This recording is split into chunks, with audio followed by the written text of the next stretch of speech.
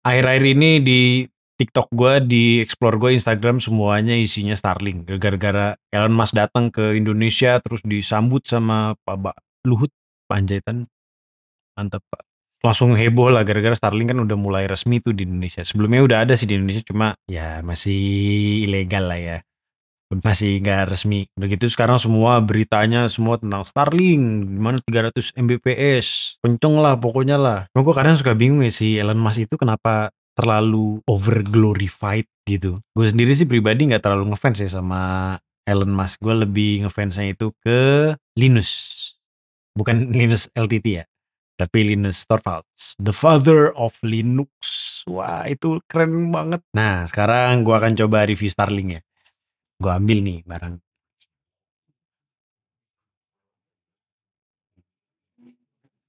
Ya, nggak ada yang ini kardus random doang. Gua nggak akan review Starlink. Jadi gua tapi akan lebih bahas gimana cara kerja Starlink atau satelit pada umumnya lah ya. Nama gue Iqbal. Yuk kita bahas. Nah satelit itu mungkin kalian udah mulai kebayang lah ya. Ada sesuatu device yang diluncurkan keluar angkasa, terus muterin bumi, terus ada komunikasi dari bumi ke satelitnya. Kurang lebih begitu dan itu memang benar ya. Misalkan ini bumi gitu ya. Ini bumi, habis itu akan ada trajektorinya satelit. Nah, ini ada satelit ini. Satelit itu gambarnya gimana sih? Set. Nah, nah ini muter-muter nih. Ini kan ngikutin trajektorinya si ngeorbit lah istilahnya ngeorbit si bumi. Selain ngeorbit si bumi juga, dia tuh biasanya di sini akan ada ground stationnya. Jadi sini ada kayak pemancar lah. Hup. Nah ini akan terjalin komunikasi nih dari satelit ke ground station namanya. Jadi kalau kita deskripsikan ini namanya satelit. Nah ini namanya ini ground station.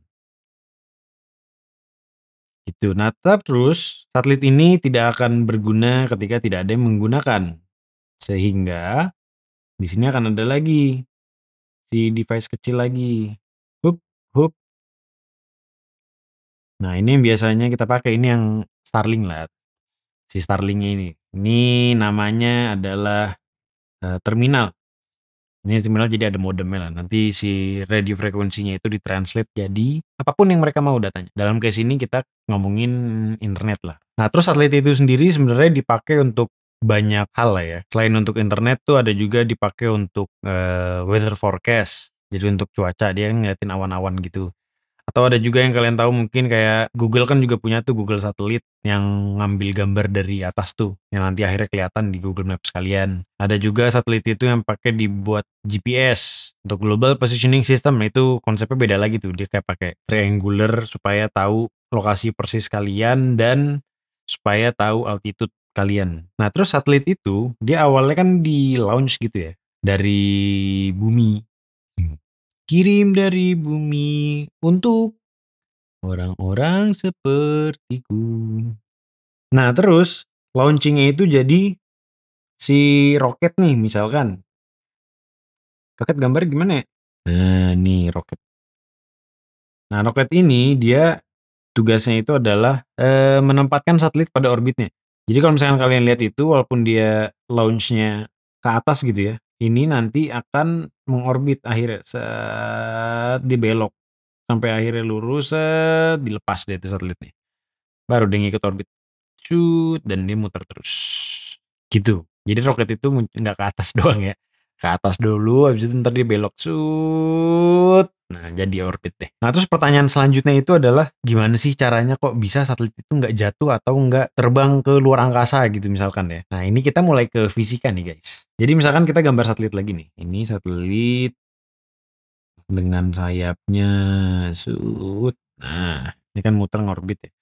Ini karena dia tuh ada dua gaya yang narik dia dan ngeluarin dia. Yang pertama itu kan kalian tahu lah ya, ini ditarik sama gravitasi.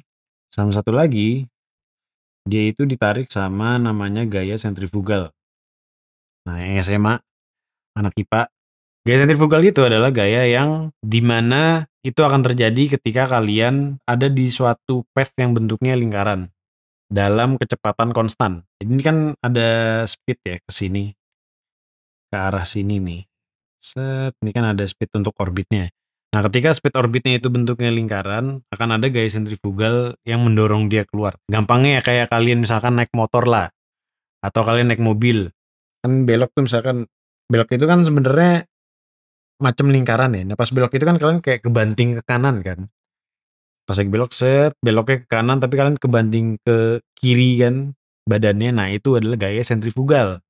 Dan itu yang dipakai sama satelit. Nah, ini PR-nya itu adalah supaya dia nggak jatuh, gaya sentrifugal itu harus sama dengan gravitasinya. Karena kalau nggak sama, misalkan gravitasi lebih gede, ya dia jatuh ke bumi. Kalau sentrifugalnya kegedean, ya dia keluar angkasa, dia tuh langsung lanjut keluar. Nah, terus satelit itu gimana kok dia bisa beroperasi terus-terusan gitu ya? Gampang sih. Jadi satelit itu di sana akan ada solar panel dan baterai. Jadi ketika dia lagi ngadep matahari ya dia dapat daya dan dia sekalian ngecharge gitu ya. Tapi begitu dia di malam hari pas lagi di shade di belakangnya bumi gitu ya. Nah, dia baru pakai baterai. Gitu aja terus ngecas baterai. Habis itu solar panel, ngecas baterai, pakai baterai gitu-gitu. Cycle-nya begitu. Nah, sekarang kita ngomongin tentang distance. Nah, yang ini namanya adalah low orbit atau LEO. LEO. Ini adalah low Earth orbit. Nah, ada lagi yang dari sini sampai sini. Ini yang medium. MEO. Medium Earth orbit. Ada lagi yang di sini. Hup, hup. Nah, ini yang GEO. GEO itu yang paling jauhnya lah. Geostationary orbit. Jadi geostationary orbit itu dia posisinya itu kurang lebih 35 ribuan kilometer dari permukaan bumi. Ini sangat spesifik kenapa?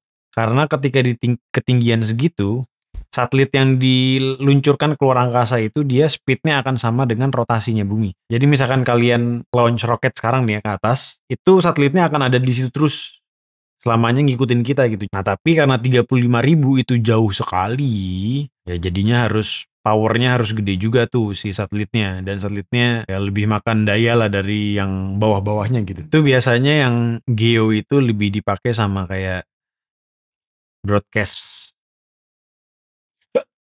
Lebih dipakai sama kayak broadcasting buat TV gitu atau dipakai sama broadband juga buat internet dipakai juga. Nah, cuma karena dia lebih jauh dari muka bumi, nah di perjalanan itu kan sinyalnya itu pasti akan ada noise lah. Nah, karena noise-nya itu bisa banyak, dia nggak bisa pakai modulasi yang sangat kompleks. Modulasinya itu paling cuma pakai QPSK atau pakai 8 PSK lah. Karena kalau misalkan pakai yang kompleks gitu, pakai yang ratusan, dia tuh noise-nya terlalu tinggi jadinya nggak bisa diambil lah data-datanya. Karena itu kan jauh tuh. Nah, terus kita bahas yang low orbit. Nah, ini Starlink pakainya yang low orbit ya. Low orbit itu dia ketinggiannya di 500 sampai 2000 kilometer. Nah, terus dia itu karena sangat dekat dengan bumi, sehingga kan nge-covernya itu nggak bisa terlalu lebih banyak daripada yang geo gitu ya. Misalkan sudutnya itu cuma 90 derajat.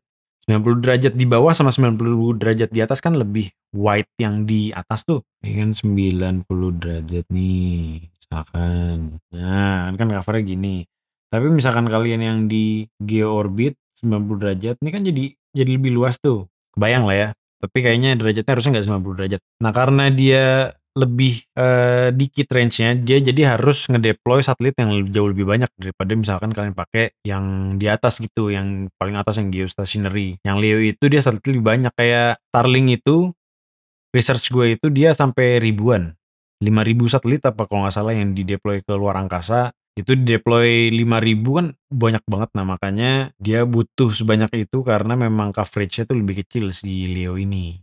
Nah, terus karena dia jaraknya itu lebih dekat sama bumi dibandingkan yang 32.000 itu kan jauh banget, 502.000 kilometer dibandingkan 32.000. Nah, itu jadinya dia akan me-experience latensinya itu lebih kecil. Karena jaraknya lebih kecil, si radio frekuensinya itu lebih cepat nyampe lah ya. Jadi latensi bisa lebih kecil. Dan juga karena dia jaraknya lebih kecil, signal to noise ratio-nya itu dia lebih bagus. Jadi noise-nya nggak terlalu banyak dibandingkan 32.000 kilo gitu ya. Karena noise-nya lebih kecil, dia bisa pakai modulasi yang lebih kompleks dibandingkan sama yang geostationary. Di Starlink itu dia pakai yang QAM. QAM. Dia pakai yang 64 QAM. Itu modulasinya lebih kompleks. Jadi di satu frekuensi yang sama, dia bisa ngedeliver informasi yang lebih banyak dibandingkan sama si yang atas tuh yang geo. Dan juga sebagai referensi itu kayak radio frekuensi itu kan semua pakai modulasi ya. Kayak misalkan WiFi itu kan pakai radio frekuensi juga. Nah, WiFi itu dia pakai yang 256 QAM. Itu lebih gede daripada si Starlink. Starlink kan pakai 64 QAM karena WiFi kan lebih kecil ya, cuma beberapa meter doang tuh. Makanya signal to noise ratio-nya lebih bagus dibandingkan sama satelit. Nah, untuk yang medium earth orbit gue nggak akan terlalu bahas karena nggak terlalu banyak dipakai lah. Biasanya GPS tuh yang pakai medium orbit. Jadi misalkan gue simpulkan itu sebenarnya Starlink itu adalah sebuah produk yang banyak dijual di sekitar Monas. Keluar juga lu bang akhirnya bang kelawakan Starlink ya basi iya iya ya udah Starlink Starbucks keliling basi gitu ya. Starlink jadi inovasinya itu lebih ke mereka bisa men-tackle technical challenges yang ada ketika membuat satelit itu low Earth orbit. Sebenarnya yang lain-lainnya mungkin bisa aja nge-launch satelit di low Earth orbit gitu ya. Cuma ya ntar si terminalnya gimana ngarahinnya, si ground stationnya gimana, kan itu speednya beda-beda. Apakah si satelitnya harus dibuat mesh satu sama lain itu gue nggak kebayang sih itu kompleksitasnya gimana. Salut lah.